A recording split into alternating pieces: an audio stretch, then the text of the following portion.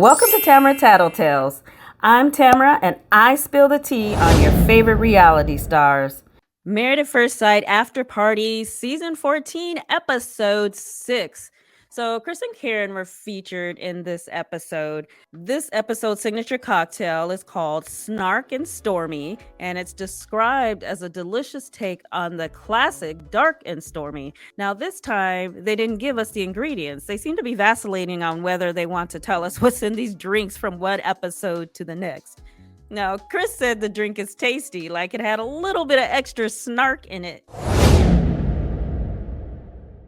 Chris said he's always had difficulty knowing when to quit a relationship, which I thought was pretty interesting and also pretty telling. They show the clip of Hostage talking to producers. This was his first time seeing that clip. He said it's a horrible way to talk about someone, and to admit while you're talking about it that you're a very nice person is admitting that you are behaving two separate ways. Now, Keisha says she keeps hearing Hostage refer to an off-camera conversation where Chris was disrespectful, and she asked, what are those off-camera conversations like? He said they never go anywhere. He asked if there is any chance, and all she talks about is how she feels robbed by the experts.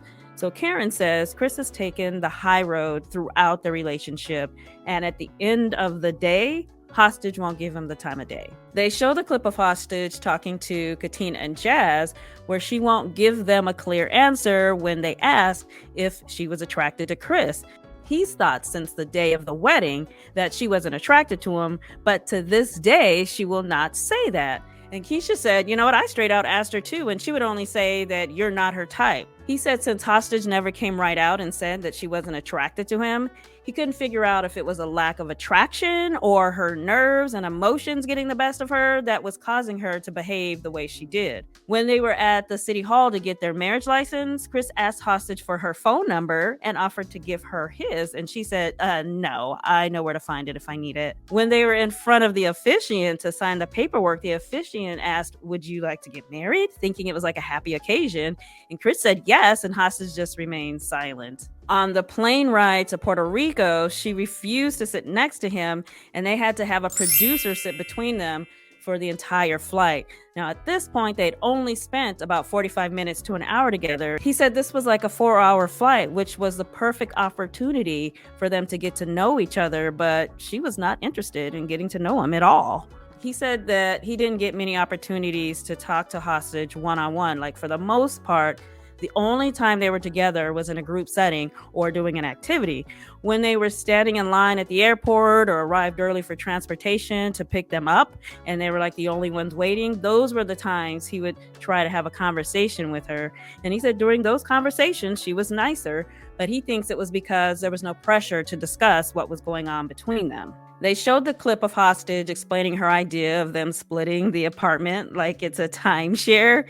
He said it felt like this was another instance of her saying, I'm not here for the process, I'm here for the experience. He says she came in expecting perfection, and since she didn't get it, she's thinking, now I'm just going to enjoy the trip to Puerto Rico, the time together with the other couples, and the apartment. And he's like, I think that's ridiculous.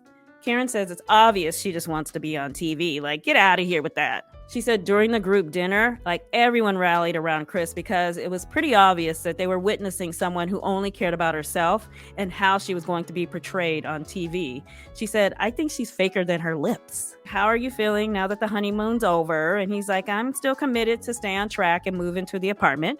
If she wants to move in too, great, because all I need is 1%. Karen says that she commends Chris for the way he handled Hostage with grace and dignity, and he gave Hostage a lot of compassion that she didn't deserve. She said there is someone who's watching this and thinking, that brat, I'll take him. Keisha asked him what he enjoyed most about his honeymoon, and he said spending time with the group and scuba diving.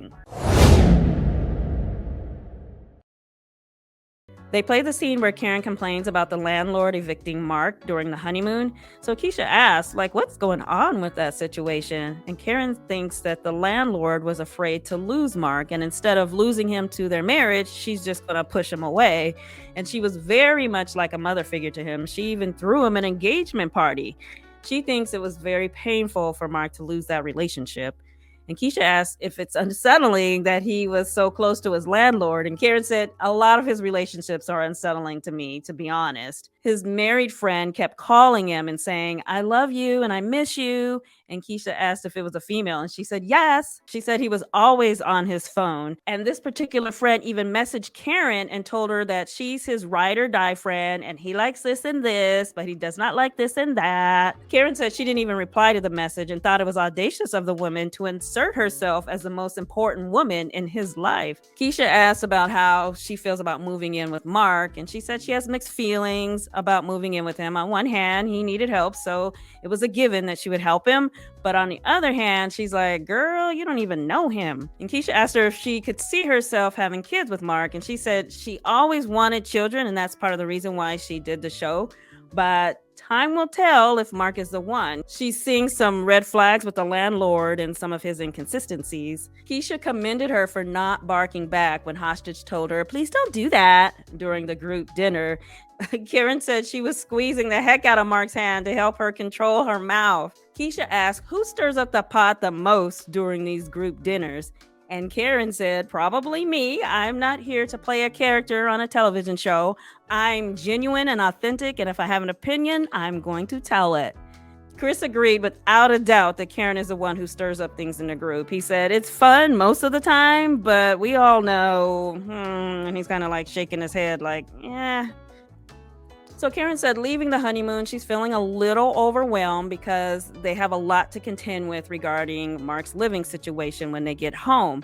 She said she signed up for better or for worse, and right now she's getting the worst, but she has hope that the better is coming.